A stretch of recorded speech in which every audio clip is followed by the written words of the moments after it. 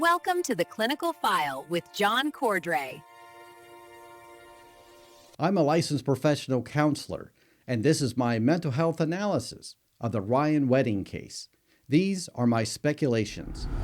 What psychological forces could lead someone who once competed at the Olympic level to allegedly build and lead an international criminal enterprise marked by calculated violence? That question drives much of what we see in cases where early success is structured. High-pressure environments gives way to entirely different pursuits, often revealing patterns of risk tolerance, identity shifts, and escalating decision-making that warrant careful examination. Stay with me as I walk through the behavioral patterns, the timeline, and mental health indicators that may help explain this transition, grounded in established psychological concepts and the facts of the case. Ryan Wedding was arrested in Mexico City on January 23, 2026. Mexican authorities, working with the FBI and other partners, took him into custody after more than a decade on the run.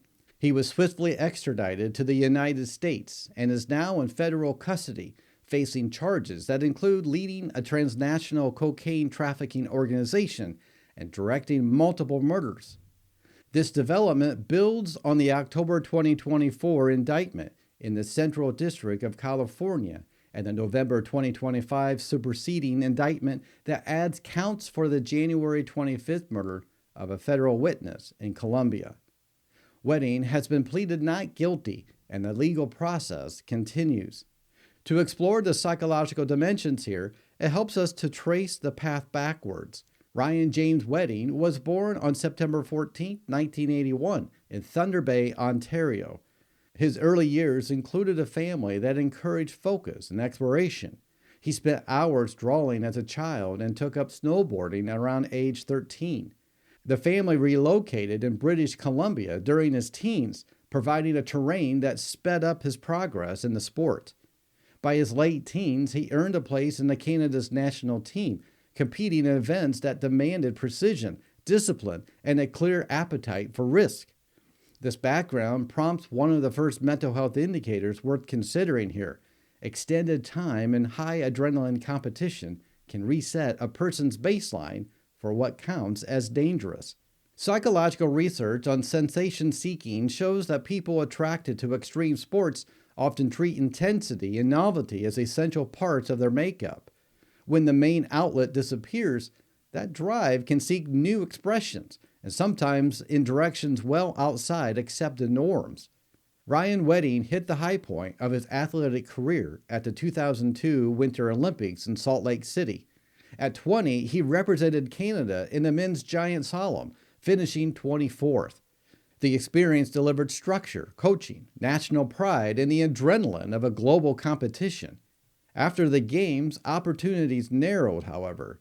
He didn't follow up with consistent elite results, and many athletes confront this shift when the identity built around performance starts to unravel. Sports psychology studies document increased difficulties with identity, mood, and purpose among those whose careers wind down sooner than expected. In Wedding's situation, this adjustment phase overlapped with his first serious legal issue. In 2010, he was convicted in the United States on federal conspiracy to distribute cocaine charges and served prison time. That conviction marked his entry into organized criminal activity. One question that surfaces here is whether the gap left by the lost athletic identity was filled by the hierarchy, status, and control found in a criminal organization. In mental health terms, this pattern can look like compensatory striving, where dominance in a new arena compensates for earlier perceived shortfalls. After release, prosecutors allege Wedding set up operations in Mexico and constructed a sophisticated trafficking network. The group reportedly moved hundreds of kilograms of cocaine on a regular basis from Colombia through Mexico and into the United States and Canada. It relied on encrypted messaging, commercial trucking, private aircraft, and cryptocurrency for financial handling. This type of operation demanded strategic thinking and flexibility. At the same time, it depended on strong compartmentalization, a psychological defense that keeps conflicting parts of life separate to avoid the internal friction. Individuals running a large illegal enterprise frequently use separation to manage daily life. Another element is the evident faith in shielding power of technology and layered logistics. The emphasis on digital encryption and complex supply chains seem to assume solid protection from detection. But the events showed otherwise. This appears to be yet another chapter in a long-running series of people deciding they can beat professionals at the one job those professionals do every single day. In November 2023, a drug load was reportedly stolen in Ontario. Prosecutors allege Wedding ordered the killing of those he believed were behind it. The people targeted had no connection to the theft or the drug world. But on November 18, 2023, in Ontario, a couple in their 50s were fatally shot in their home. Their adult daughter was shot in the head, but she survived. This mistaken identity killing stands out for its complete lack of connection to the intended target. From a psychological perspective, greenlighting lethal force over a financial setback raises questions about emotional regulation and the process of dehumanizing anyone that's seen as a barrier. Dehumanization is a known mechanism in high conflict environments where empathy drops to make harmful choices feel more acceptable. The surviving daughter has shared the lasting physical damage and deep emotional toll, including continued medical care and ongoing grief. Her experience highlights the broad trauma that reaches innocent families. In May 2024, another homicide in Ontario was allegedly connected to deaths. These incidents suggest a recurring use of violence to maintain order and discourage challenges. Ongoing exposure to perceived threats can build hypervigilance, much like chronic stress patterns. In that state, minor issues can feel like existential risk, triggering outsized reaction. In January 2025, a federal witness cooperating in an earlier narcotics probe was murdered in Colombia. Prosecutors say that Wedding directed the killing to block testimony against him. This shows proactive elimination of threats. Behaviorally, it fits the patterns of calculated aggression in high-stakes criminal roles, where forward planning meets willingness to remove variables. This decision to target a witness ended up drawing more international resources rather than less. The plan seemed to operate on the bold theory that one more murder would finally bring the kind of tidy closure normally reserved for well-written crime novels. Wedding soon climbed to the FBI's 10 most wanted fugitives list. He finally received the notoriety that he was hoping that he would get one day. By late 2025, the reward stood at $15 million. He used aliases including El Jefe and Giant, labels that stress authority and size. Choosing such monikers can reflect a need to project dominance, particularly when operating beyond standard systems. His alleged second-in-command, Andrew Clark, was arrested in Mexico in October 2024. Clark faces comparable charges, and his arrest supplied key investigative threads. Several seizures took place in 2025, including 375 kilograms of cocaine in April. More than 30 individuals have been charged in relation to the network. The sides of the enterprise require placing trust in a wide group. That trust can be turned into a weak point when loyalty wavers.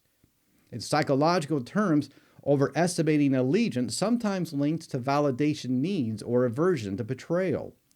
Wedding's early life featured a stable family and a teenage move across provinces. Relocations like that can develop adaptability and independence, helpful in elite sports and in staying ahead of pursuit. And it's also helpful in leading in such a criminal organization. They may also foster lighter long-term ties, making it simpler to place goals above relationships. While evading capture, he reportedly kept up with a lifestyle that was considerable resources despite the ongoing pressure. Balancing wealth and mobility under constant threat creates cognitive dissonance that requires steady mental health work to sustain. The January 2023-2026 arrest closed that period. Authorities seized cash, firearms, vehicles, and narcotics at the time of capture. Wedding is now in U.S. custody, awaiting trial in California federal court. His defense contends the evidence leans heavily on circumstantial material and cooperating witnesses whose reliability can be questioned. Facing these accusations can spark intense stress responses, including denial or shifting blame outward. And in many cases, the fall of a carefully built structure leads to different degrees of insight. Several mental health indicators stand out throughout this case. The first one, his youth spent in high-risk activities likely reset danger thresholds. Second, the move from athletic achievement to criminal leadership, possibly to regain structure and meaning. Third, escalation to violence, even in mistaken cases, suggesting struggles with impulse control during stress. Fourth, complex operation and aliases, showing compartmentalization and adaptable identity aspects. Fifth, violence as a default enforcement method, indicating challenges within non-coercive approaches. And sixth, sustained belief in staying ahead despite accumulating proof, a common mismatch between self-assessed and real risk. These don't necessarily amount to a diagnosis, but connect to ideas in personality psychology, such as sensation-seeking, power motivation, and effects of identity change. The heaviest impact falls on victims and families. Innocent lives were lost through targeting mistakes, and survivors often carry ongoing physical and emotional injuries. And communities touched by the drug trade face persistent violence and disruption. This case shows how one person's alleged choices can spread harm widely. It also underlines the benefit of spotting unhealthy risk patterns early before they harden.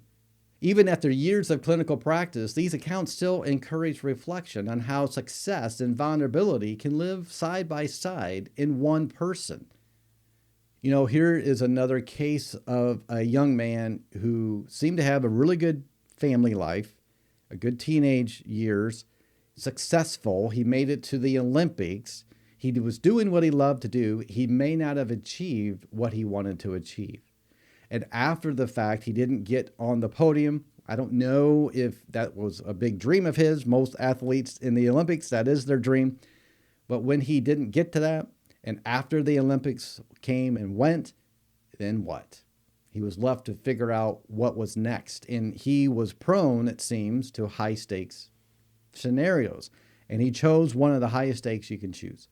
And many people were killed, innocent people were killed, but he has now been caught and he's going to face justice.